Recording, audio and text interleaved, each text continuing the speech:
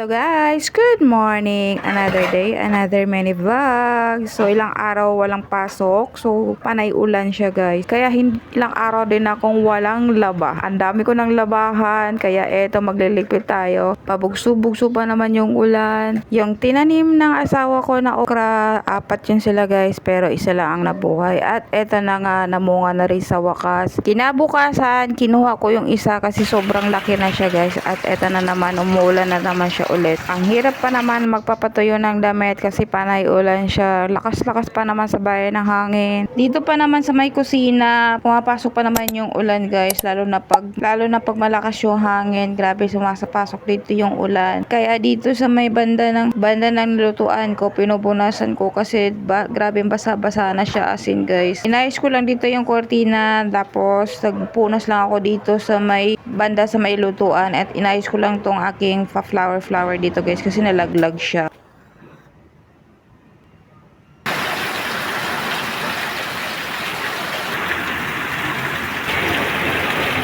Magluluto pala ako guys ng gabi. Ginataang gabi guys, para siyang ganon. Bago ako magluluto, magpiprito muna ako ng isda. Masarap kasi siya i-partner yung ginataang gabi. Hindi pala ginataang laing pala.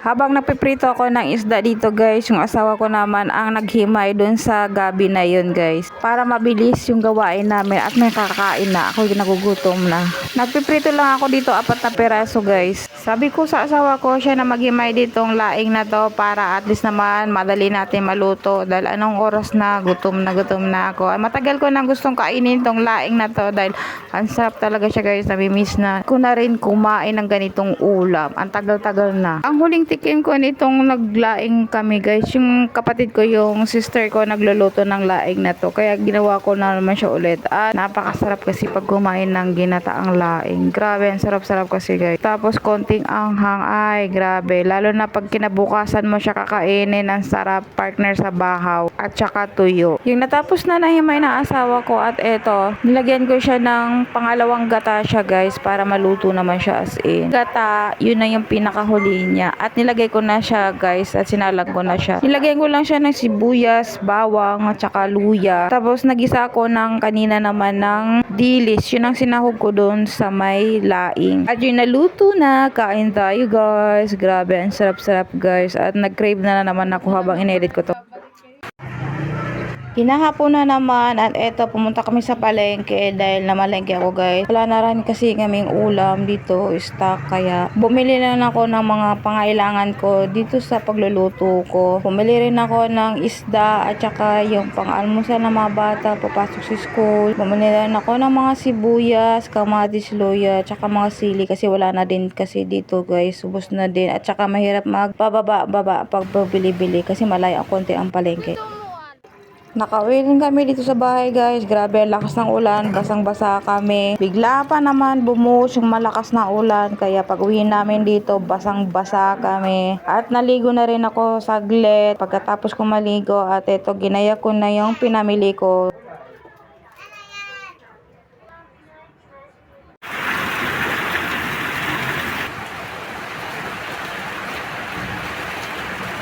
Namili ako ng pang-almusal ng mga bata at saka pang-baon na rin nila guys. Magsisinigang kasi ako kaya bumili ako ng sinigang mix. Bumili na rin ako ng bangus, boneless ang binili ko guys kasi para makakain naman yung mga bata kasi matinik kasi pag hindi mo siya binonle. At bumili na rin ako ng tilapia. Bumili na rin ako ng hotdog, tocino. Bumili na rin ako ng french fries at bumili na rin ako ng siomai. At bumili na rin ako ng ham guys kasi mura lang kasi sa palengke. Pag sa palengke ka talaga bumili guys. Bumili rin ako ng okra at saka kangkong guys kasi kinabukasan ako'y magluluto ng sinigang sa bangus. Yung pinamili ko, ilalagay ko lang to sa rep. Saka yung isda naman, huhugasan ko guys. At ilalagay ko na lang sa Tupperware, lagayin ng mga isda ko. At ililinisin ko na lang din tong mga bangus guys na binili ko. Pumili ako ng kalahating malagkit at saka kalahating asukal guys. Kasi ako yung magluluto ng champorado. Dahil ulan-ulan ngayon, masarap mag-champorado guys kasi maulan. Tamang-tama sa pag-almusal. Masarap pa naman ang champorado, may kasamang tuyo guys. Ang sarap talaga. Dumaan kami sa bakery at bumili ako ng banana bread kasi masarap kasi yung banana bread dun sa binibilhan namin dati. Kaya ito yung napamili ko guys at ilalagay ko na lang sa ref. Ren ay 100. Tinignan mo na ang iyong baraha. Tumaya ng doble. Natibyo na walang buwang pirahan. Kaso, ay madami na. Kailangan doble. Kung ganoon ay luging-luging. Pwede ba? So hanggang dito na lang aking video guys. Don't forget to like, subscribe, and comment down below guys. Bye guys. Thanks for watching. Maiksi lang yung video ko guys. Bawi na lang ko tomorrow. Bye. Thanks for watching. Kailangan ko